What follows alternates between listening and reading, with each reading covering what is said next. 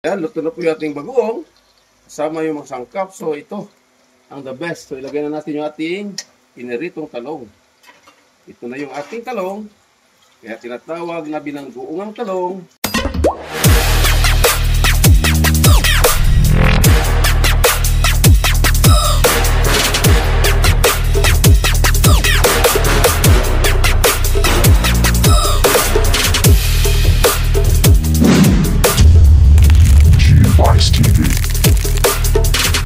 What's up mga guys? Magandang hapon po sa lahat. Welcome to my channel, Vice TV and my cooking vlog.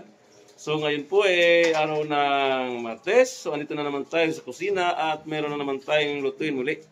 So napakasimpleng luto lang sa ating gawin ngayon. Ito'y gulay, ito'y talong. So simpleng luto sa talong, tinatawag po itong binagoongang talong with tawa ng baboy. So yun na yung ating talong. Naiwa-iwa na po natin. So piprituin muna natin. So yan, nagpapainit na po tayo ng mantika sa kawali. So yan, ating lulutuin.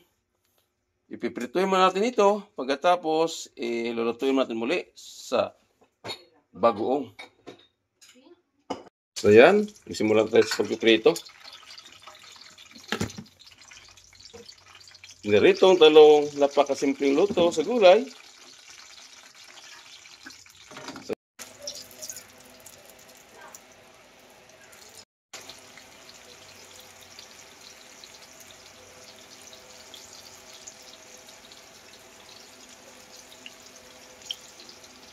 So yun ang ating talong, luto na po. So ilipat na natin sa ibang lagayan at tayo na may magluto sa tinatawag na bagoong na may taba ng baboy. So ang tawag sa ating niluto ngayon, talong, binagoongang talong with taba ng baboy. So luto na po ito. So yun po yung ating talong, naprito na po at naluto na. At yun ang bagoong yung ating halo dito. At yun po yung taba ng baboy. So andyan na rin yung ating mga sangkap katulad ng sibuyas, bawang at siling green, kamatis. At maglagay po tayo ng liquid seasoning, asukal at ang iyong pamintang durog. At maglagay rin po tayo ng asin. So ano bang hantay natin? Tayo na magsimulang magluto sa ating tinatawag na binagoongang talong with taba ng baboy. Tara. So yan, nagpainit po tayo ng mantika sa kawali. At lutuin mo natin itong taba ng baboy.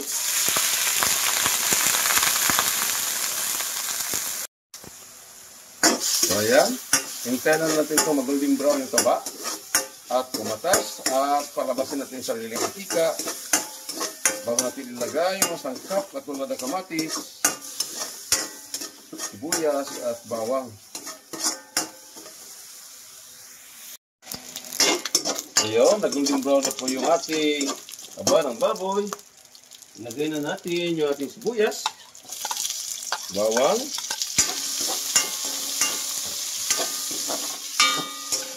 ayan, halo na po. At yung kamatis, ilagay na rin natin yung kamatis.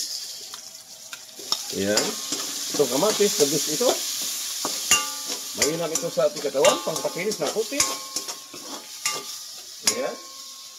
At lagay na natin yung ating siling green. So, antayin lang natin maluto itong mga sangkap bago natin ilagay ang ating bagoong.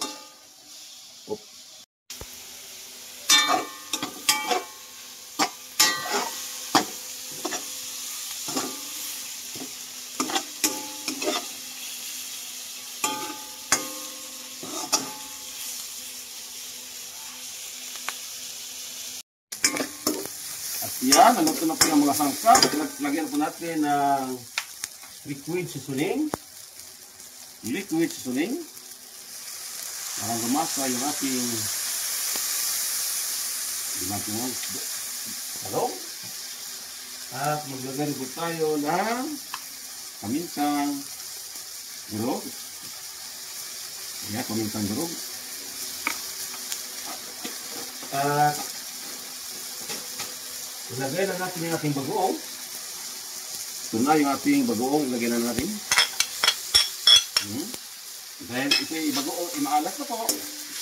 So, na tayo maglagay ng asin. So, hindi na tayo maglagay ng asin dahil maalat po yung ating bagoong. So, maglagay po tayo ng asukal. So, mag-add po tayo ng asukal. Kunting asukal lang po. Ayan. Ayan. So, kunting halo lang po siya. Walaw-loy na po ito. Hanggang na patuloy na maghalo yung bagoong at yung mga sangkap at taba ng baboy. Ang tayo naman ito mag-golden brown yung bagoong bago natin ilagay yung ating piniritong talong.